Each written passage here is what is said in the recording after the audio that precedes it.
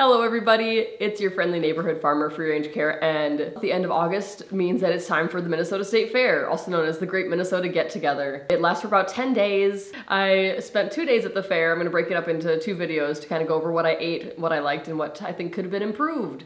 Unfortunately, I didn't get to all the foods that I wanted to try this year. There's just too many foods. You'd have to go at least 3 or 4 days to try everything, and some people can do that. I can't afford to eat all the food that I want at the fair because I'm not rich. I wrote down all the stuff that I ate on day 1, which was last weekend, and we started off strong. We went and got the bison meatball sub, which was a new item this year at the fair. And it was like I think it was bison and bacon or bison and beef meatballs. And they had like sliced cucumbers and some other stuff, and it was on this really tasty bun. It was a really good start to the fair. Like it was a really good choice to get that one right out of the gate.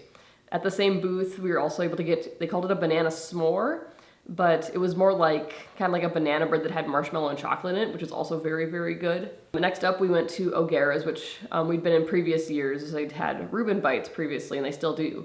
But we went for another new fair item, which was the Pot of Gold potato dumplings, which is where they had like mashed potatoes and cheese, and they like wrapped it in like a dumpling wrapper. And they served it with a Minnesota classic, the Top the Tater dipping sauce. That one was also very good. The buns were probably about like this big, and you know, it was like 1 or 2 bites, and it was just the perfect amount of potato. If they were a little bit bigger, they would have been even better, and if they would have had like more in the serving, that would have been awesome. But you know, it was a nice little snack if you split it with somebody. Next on our list, we traveled to the south side of the fair and got the pimento cheese puffs, which came with like a raspberry pepper jam. And they were also very good. They're a little messy. They really stuffed those puffs with pimento cheese. So you take a bite and it kind of overflow out the top. So you just had to be careful eating it to make sure you weren't spilling your delicious pimento cheese on the ground. Or in my case, all over my fanny pack. I got one dirty fanny pack, but they were very, very good little pimento cheese puffs. After that, we stopped into the food building. I know there's a food building, which is funny because the entire fair is basically food. But we went into the food building. And we passed a bunch of stuff. That's where the cheese curd stand is. Like that's where you get your cheese curds. There's some ice cream in there. There's some other good stuff. We happened to walk by the lefse booth.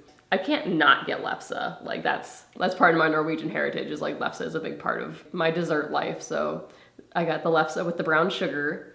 They had a couple different options for it. It's like brown sugar, white sugar, lingonberry, and there's like a breakfast option too. I got just the classic with the brown sugar, and it was just the perfect little snack.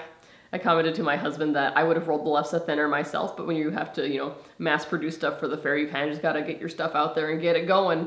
When I make lefse, it's just rolled a little bit thinner, and I think that's a little bit better, but it was still a great lefse.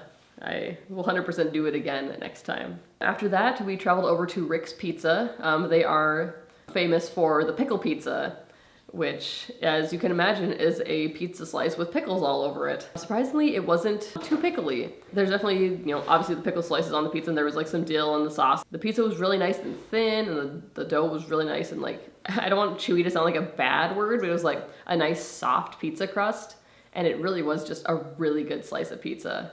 After that, we traveled, I can't remember the name of this particular stand, but they were selling cookie dough on a stick.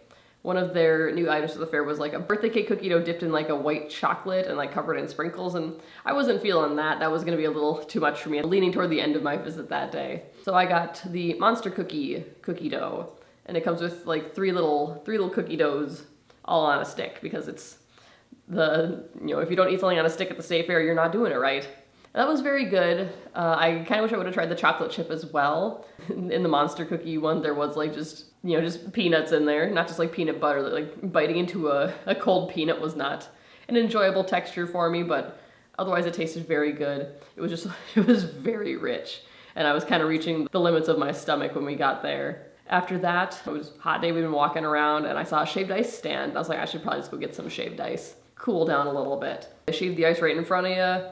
There was bees everywhere because they had all their little bottles of flavored syrup. I think mine was half grape and half cherry, and it hit the spot. It was so good. And then on our way out of the fair, as is tradition, you go to Sweet Martha's Cookies and you buy the bucket of cookies, and then you proceed to watch them fill the bucket and fill the bucket and fill the bucket and they're like, oh, they're done putting cookies on my bucket, and then like, more cookies please, and they put more cookies on top of your bucket. This thing comes with a lid, but it's mostly gonna be used as a shield to keep your cookies from falling out. The big selling point of the bucket is that you're gonna get about 4 dozen cookies that you're taking home with you, or sharing with friends or whatever, but we end up taking a lot of ours home because that's just a lot of cookies to eat. So yeah, I finished off with Sweet Martha's cookies, which is the tradition with Minnesota at the state fair. That's everything that I ate that day. I would say for me, the best thing I probably ate that day was right at the beginning was that bison meatball sub. It hit the spot. It was really good. The flavors were great. We got lucky and picked a perfect one the first food. If you've been to the Minnesota State Fair this year, let me know what your favorite thing was, and then I will continue my list in the next video on part 2 of the Minnesota State Fair foods that I ate.